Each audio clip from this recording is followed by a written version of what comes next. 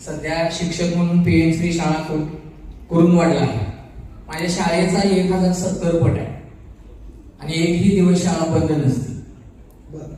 म्हणजे कंटिन्यू शाळा चालू असते. स्कॉलरशिपचं काम करतो आणि हे करत असताना माझ्या असं लक्षात आलं की आपल्याबरोबर आता जे डॉक्टर विकास पाटील उभारले होते सांगत होते, मी त्यांनाही या माध्यमातून फोन केलेला होता.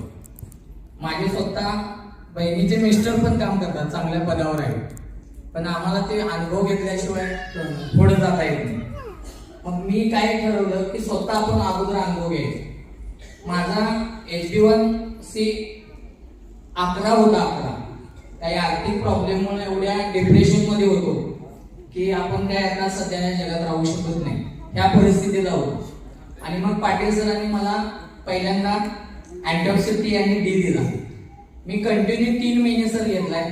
माझा स्वतःचा रिपोर्ट मी तुम्हाला दाखवू शकतो. 5.0 आहे. 3 महिने 11 आणि सगळ्या सरांची मीटिंग मी 4 वेळा इथे अटेंड केली.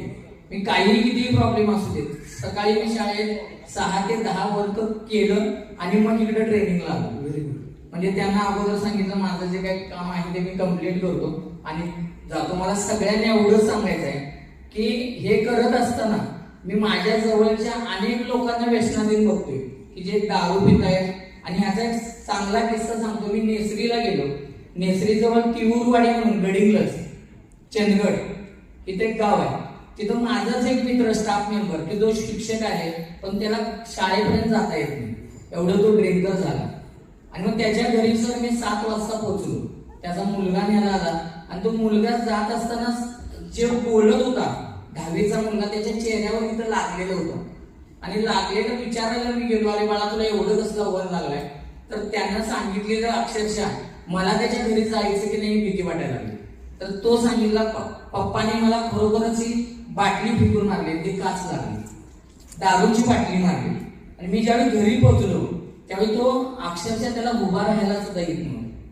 जो माझ्या बेंचवर बसायचा, डेडला एकत्र होतो आम्ही, आणि ती अवस्था बघून मलाही काय सुचेल. आणि मग त्यांची मिसेस आणि ते आल्यानंतर त्याला उभा राहायला येत नव्हतं, बोलायला येत नव्हतं, तो मला ओळखत सुद्धा नव्हता. काय हरकत नाही म्हणलं, मॅडमना काय घाबरू नका म्हणलं. मी दोन्ही स्प्रेना स्ट्रोक केलो. त्या नशेमध्येच त्याला फक्त आडवं केलं आणि ते स्प्रे मारले. 20 मिनिटं थांबलो. त्यांनी म्हणत होते याचा काय आम्ही भरपूर सगळं उपाय करून बसलो. तो 20 मिनिटानंतर नाही, अर्धा तासानंतर झोपी गेला.